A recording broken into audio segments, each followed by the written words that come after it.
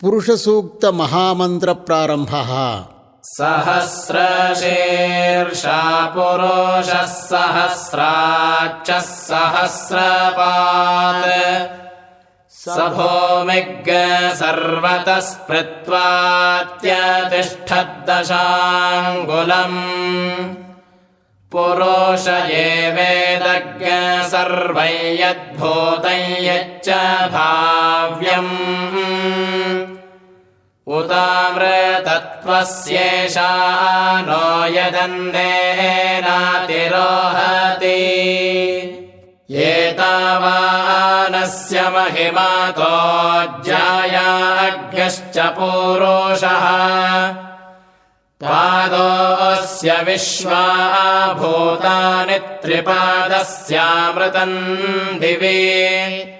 त्रिपादोर्ध्वमुदैत्पुरुषः पादोऽस्येह भवत्पुनः ततो विश्वं विक्रामत्साशनानशने अभि ततो विराड जायत विराजो अधिपूरुषः स जातो अत्यरिच्यत पश्चाद्भूमिमथो पुरः तस्माज्जज्ञात् स अर्वहुतः सम्भृतं वृषदाज्यम् पशोऽग्यस्ताग्यश्चक्रे वायव्यानारण्याग्राम्याश्च ये तस्माज्जज्ञात् स अर्वहुतरचः सामानि जज्ञिरे छन्दाग्यसि जज्ञिरे तस्माद्यजुस्तस्मादजायत तस्मादश्वा अजायन्त ये केचोभयादतः गावो जज्ञिरे तस्माज्जाता अजावयाः तैयज्ञं बर्हिषि प्रोक्षन् पुरुषं जातमग्रतः तेन देवा यजन्त साध्यार्षयश्च ये यत्पुरुषं वेदधुः कतिधा व्यकल्पयन् मुखं किमस्यासीत् किं बाहो किमूरोपादाबुच्येते ब्राह्मणस्य मुखमासीत् बाहुराजन्यः कृतः ऊरो तदस्य यद्वैश्यः पद्भ्याग्शूद्रो अजायत चन्द्रमा मनसो जातश्चक्षुः सूर्यो अजायत श्रोत्राद्वायुश्च प्राणश्च मुखादग्निरजायत नाभ्या आसीदन्तरिक्षज्ञ शीर्ष्णोऽद्यौः समवर्तत पद्भ्यां भूमिर्दिशः श्रोत्रात् तथा लोकाौ अकल्पयन् यत्पुरुषेण हविषा देवा यज्ञमतन्वत वसन्तो अस्यासीदाज्यं ग्रीष्म यद्मः शरद्धविः सप्तास्यासन् परिधयस्त्रिः सप्त समिधः कृताः देवा यद्यज्ञं तन्वाना अबध्नन् पुरुषं पशुम् यज्ञेन यज्ञमयजन्त देवास्तानि धर्माणि प्रथमान्यासन् ते हनाकं महिमानः सचन्त यत्र पूर्वे साध्याः सन्ति देवाः अद्भ्यः सम्भृतः पृथिव्यैरसाच्च विश्वकर्मणः समवर्तताग्रे तस्य त्वष्टा विदधद्रूपमेति तन्मर्त्यस्य देवत्वमाजानमग्रे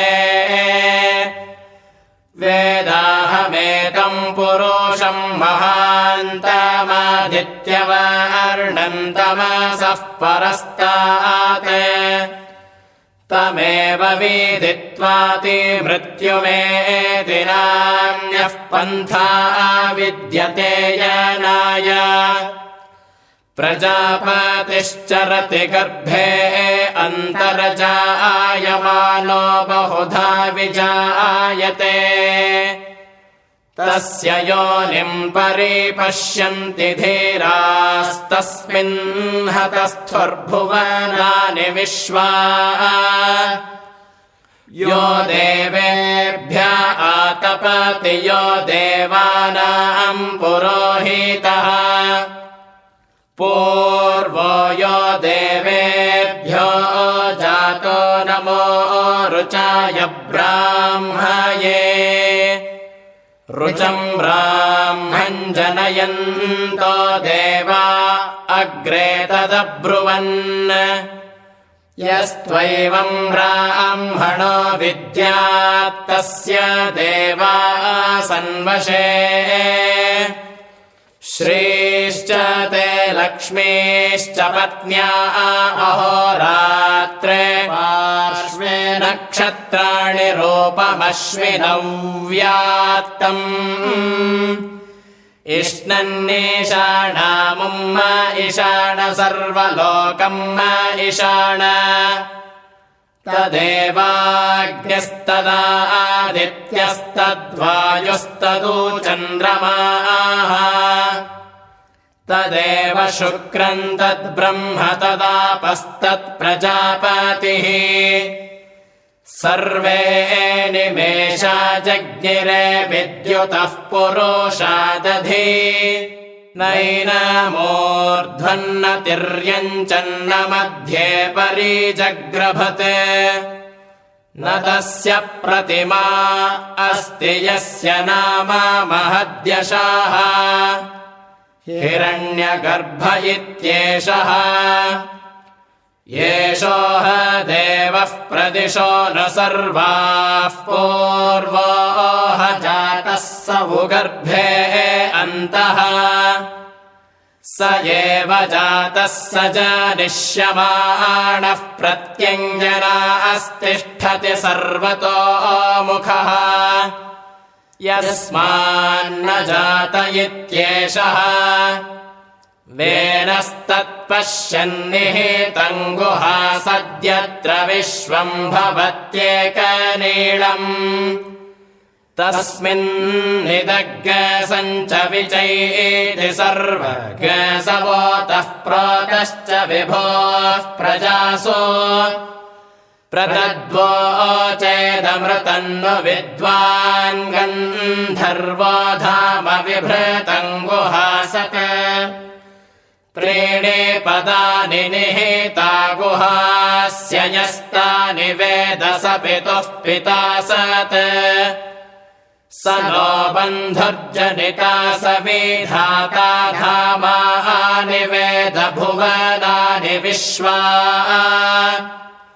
यत्र देवा अमृतमानशानास्तृतीये धामन्नध्यैरयन्त परीत्य भूतानि परीत्य लोकान् परीत्य सर्वाः प्रदिशो दिशश्च उपस्थाय